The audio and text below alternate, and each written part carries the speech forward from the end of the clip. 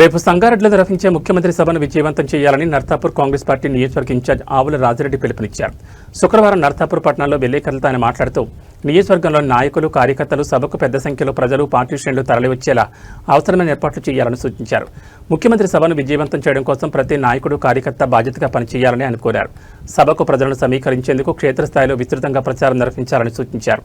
ఈ కార్యక్రమంలో మండల అధ్యక్షులు మల్లేశం, మాజీ ఎంపీపీ నరేందర్ రెడ్డి, నాయకులు మాధవరెడ్డి తదితరులు పాల్గొన్నారు. కాంగ్రెస్ పార్టీ శ్రేణులకు మరి నర్సాపూర్ నియోజకవర్గ ప్రజలందరికీ కూడా ఈరోజు పిలిపివ్వడం జరుగుతుంది.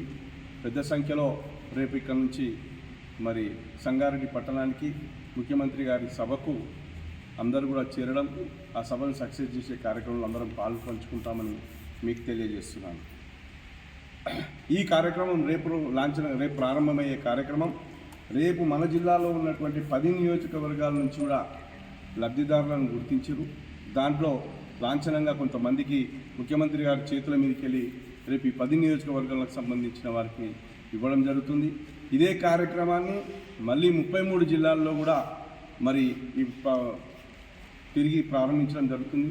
ఈ కార్యక్రమం కొనసాగుతుంది కాబట్టి ఇది ప్రజాపాలన పేరు పెట్టుకున్నందుకు ప్రతి పథకం కూడా ప్రజలకు చేరువయ్యే విధంగా ఈ పథకాలని అమలు చేయడం జరుగుతుంది తెలియజేస్తూ ఈ అవకాశం ఇచ్చిన మీ అందరికీ కూడా ధన్యవాదాలు తెలియజేస్తాను. రేపు ఆగస్టు 15 స్వాతంత్ర దినోత్సవం రోజు రాష్ట్ర ముఖ్యమంత్రి ప్రియతమ నాయకుడు రేవంత్ రెడ్డి గారు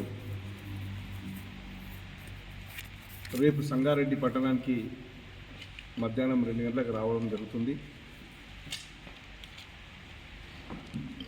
ప్రజాపాలన ప్రభుత్వం గతంలో ఎన్నికలకు ముందు ఇచ్చిన వాగ్దానాలలో 6 గ్యారంటీల్లో భాగంగా బీఆర్ఎస్ ప్రభుత్వం ఏ విధంగా పేద ప్రజలను విస్మరించిందో స్పష్టంగా చెప్పి 6 గ్యారంటీల్లో పేదలకు లబ్ధి చేకూర్చే కార్యక్రమంలో భాగంగా అర్హులైన ప్రతి ఒక్కరికి రేషన్ కార్డులు ఇవ్వాలి అనే ఆలోచనతో 10 సంవత్సరాల బీఆర్ఎస్ ప్రభుత్వంలో రేషన్ కార్డులు ఇచ్చుకోలేనటువంటి పరిస్థితులు ఆ రోజు